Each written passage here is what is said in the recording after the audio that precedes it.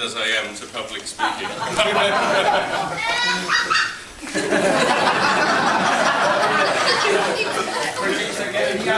give it a fiver later. I stand underneath the light because it's an age thing and it's seeing in the dark is not too great. Ladies and gentlemen, you are about to witness a unique event in history. This is the first and last time that Helen will allow me to speak on behalf of us both. I recently conducted a survey of 100 people, and my survey says, what do you fear the most? In third place, spiders, and that was Helen's vote. She's not keen on spiders. In second place was heights, so spiders, my great height, is a real bad one. But in first place was standing up and speaking in public. So people have been asking me, are you nervous? Have you been nervous? I have been very nervous. This is about the 5th time today I've stood up from a warm seat with a piece of paper in my head.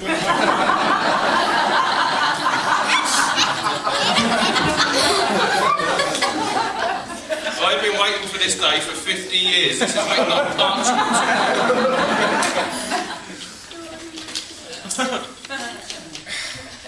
Excuse me if I giggle, because it makes me laugh. Very nervous, anyway. But we're getting over that.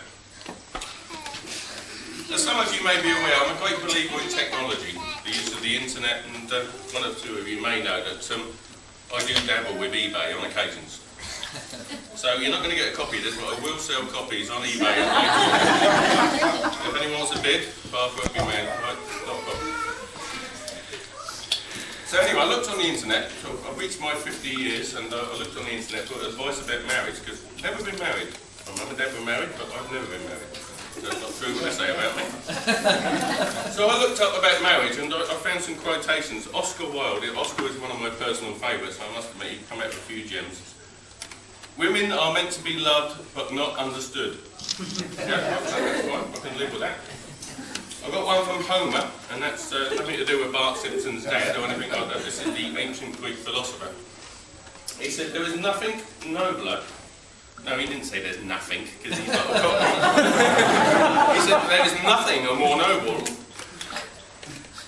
or more admirable than two people who are joined together, who keep house as man and wife, confounding their enemies and delighting their friends. You never said that, but you might have mentioned that. That was a bit of a waste, because we forgot to invite our enemies, we're just surrounded by our friends. And there's some chap called Anon, and he came out with some very good ones, this Anon. Marriage is an institution in which a man loses his bachelor's degree and his woman gets the master's. Quite sure what that means, but it sounds quite intelligent. Marriage is an attempt to turn a night owl into a homing pigeon. I can relate to that a little bit as well. And finally, this is my personal favourite. Men are like fish. Neither would get into trouble if they kept their mouths shut.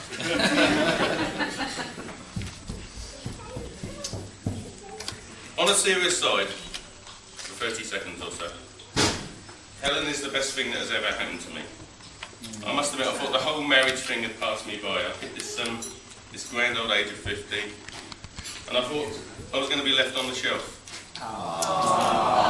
Admittedly, it was a very large shelf, industrial bracing underneath it, but I thought I was going to be there. Anyway, Helen has come along and rescued me from all that, and it's given the shelf a bit of a rest as well, I must admit. This wonderful lady by my side today is my life, and I couldn't imagine my life without her. And there's going to be one or two jokes at Helen's expense later on in this speech, but she wouldn't expect anything less, to be honest. But she is awesome, and I'll be lost without her. She's my right arm. And the last 2 months have been fairly huge for me. I hit the grand age of 50 last month, and now it's November and I'm married. I'm just trying to work out what to do in December, but something will come up, I'm sure. So talking of age, it may be that I'm 50 and I've already mentioned my fading eyesight. And I'm also getting a little hard of hearing. Someone should say, what do you say? I'm also getting a little hard of hearing. Oh, that's better. Thank you. Because I said to Helen, what do you want after the wedding? And I must have misheard, because we've ended up with 2 tickets to the Niagara. Rather than 2 tablets of... I don't know what that was all about.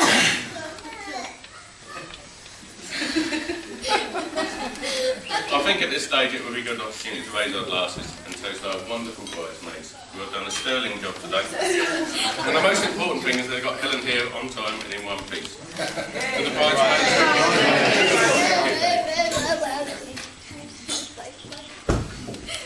We have some gifts down here.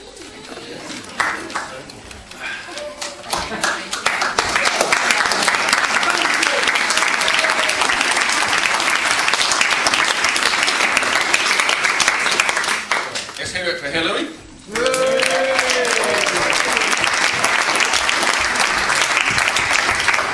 Let's hear it for Bex.